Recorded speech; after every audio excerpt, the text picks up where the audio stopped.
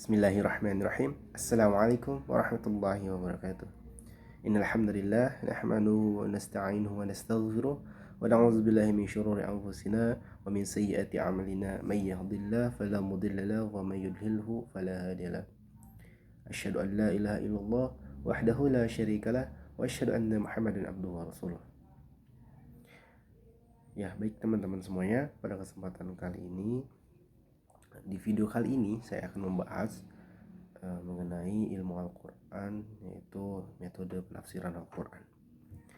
Metode penafsiran Al-Quran, bila teman-teman ketahui, itu memiliki berbagai macam. Tapi sebelum kita membahas mengenai metode penafsiran, tentu kita harus gali terlebih dahulu makna dari metode dan penafsiran itu sendiri itu apa. Metode itu tidak, kalau dalam bahasa Yunani kita tahu metodos. Dalam bahasa Inggris method, dalam bahasa Arab tuh ya kita kenal dengan manhaj, at-tariqah, jalan. Metode itu sejatinya itu adalah jalan bagi kita untuk memperoleh sesuatu, jalan untuk apapun itu. Ya, maknanya secara harfiahnya adalah jalan. Nah, ketika kita lalu bicara mengenai penafsiran, apa sih penafsiran? Apa itu tafsir? Tafsir itu bisa dikatakan sebagai suatu upaya untuk menggali, mengungkap, menjelaskan makna yang ada dalam Al-Quran gitu. Tafsir Al-Quran gitu ya. Sehingga metode penafsiran itu adalah jalan atau langkah bagi kita untuk menjelaskan, menguraikan makna dari isi Al-Quran. Itu sekilas mengenai metode penafsiran Al-Quran. Lalu metode penafsiran Al-Quran ini ada apa saja? Nah, kita bicara pendekatan dalam menafsirkan Al-Quran gitu. Di dalam buku Profesor Abdul Hadi dijelaskan mengenai penafsir Al-Quran itu bisa kita kategorikan menjadi dua, berdasarkan madrasatul hadis dan madrasatul ra'i, atau madrasatul athar dan madrasatul ra'i. Ya, madrasatul athar atau madrasatul hadis itu adalah kelompok orang atau para mufasir yang memang menjadikan hadis atau athar sebagai bagian utama dalam proses penafsiran Al-Quran, sehingga muncullah pendekatan dalam penafsiran itu sebagai tafsir bil ma'thur. Karena dalam tafsir bil ma'thur ini, setiap proses penafsiran, setiap mufasir yang ingin menguraikan, menjelaskan makna Al-Quran itu harus dengan dalil-dalil, harus dengan riwayat-riwayat yang sahih, entah itu dari qaul Nabi langsung, dari hadis, atau dari athar para sahabat atau penjelasan para sahabat, bagaimana para sahabat menafsirkan makna-makna Al-Quran. Itulah yang dijadikan rujukan dalam menafsirkan Al-Quran bagi kelompok madrasatul hadis atau madrasatul athar. Nah, selanjutnya adalah madrasatul ra'i. Madrasatul ra'i ini mendasarkan penafsiran mereka melalui proses pemikiran atau bagaimana penafsir itu menafsirkan dengan pikiran mereka sendiri gitu.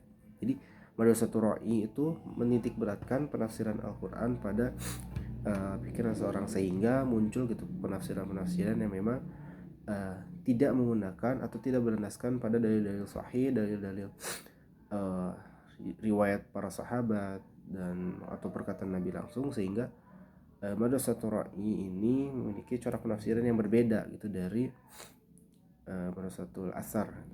Nah, bagi para ulama yang menggunakan pendekatan ini, yaitu pendekatan tafsir bil ra'i, itu banyak sekali ulama-ulama yang menurut Syekh Man Al-Qattan malah menjadikan penafsiran Al-Quran itu jauh dari dalil sahih, jauh dari bagaimana Nabi dan sahabat menafsirkan Al-Quran, sehingga terjadi banyak muncullah para ahlul bid'ah yang menjadikan penafsiran Al-Quran itu tidak lagi sesuai pada jalannya. Tapi Syekh Man Al-Khattab menjelaskan dalam bukunya Mabahits fi Ulumil Quran bahwa pemikiran seseorang dalam menafsirkan Al-Quran itu bisa diterima bila penafsiran yang dia bawakan itu tidak bertentangan dengan dalil-dalil, dengan nas-nas yang ada gitu. Ya itu tadi perkataan para sahabat dan Nabi gitu. Nah, hal ini menjadikan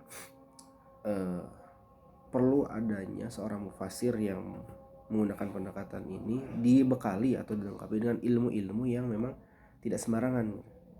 Jadi jangan hanya sekedar dia memikirkan ayat-ayat itu dengan apa yang dia punya, sehingga muncullah penafsiran-penafsiran yang jauh dari seharusnya gitu.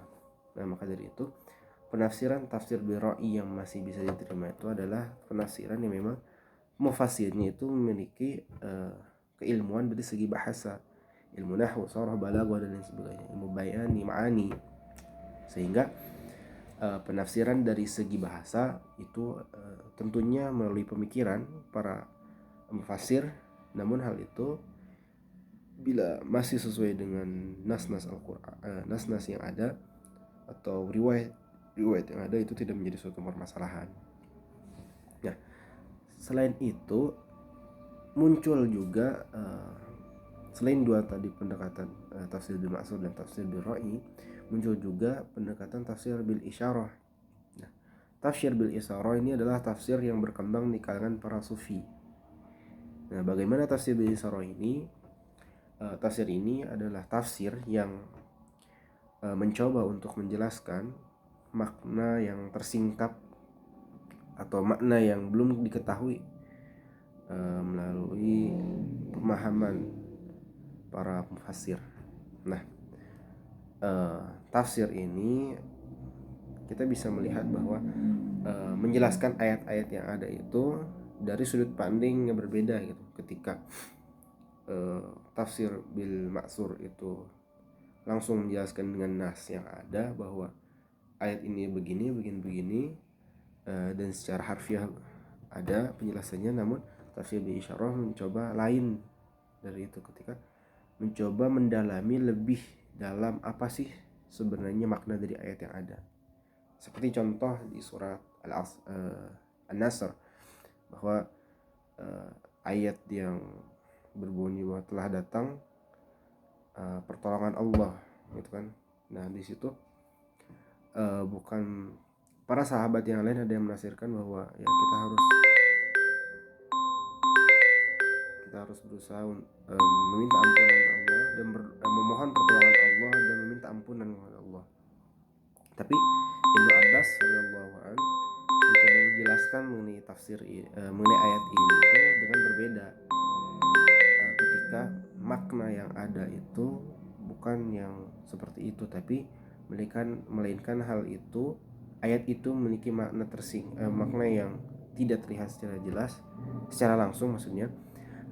Dan beliau mengatakan bahwa makna dari ayat itu adalah pertanda dari datangnya ajal Nabi, karena tugas kenabian sudah selesai dengan datangi kemenangan dan pertolongan oleh Allah. Itu. Nah, jadi teman-teman, pendekatan dalam tafsir itu tadi sudah saya sebutkan gitu, ada tafsir bil ma'sur, tafsir bil ra'i, dan tafsir bil isyarah.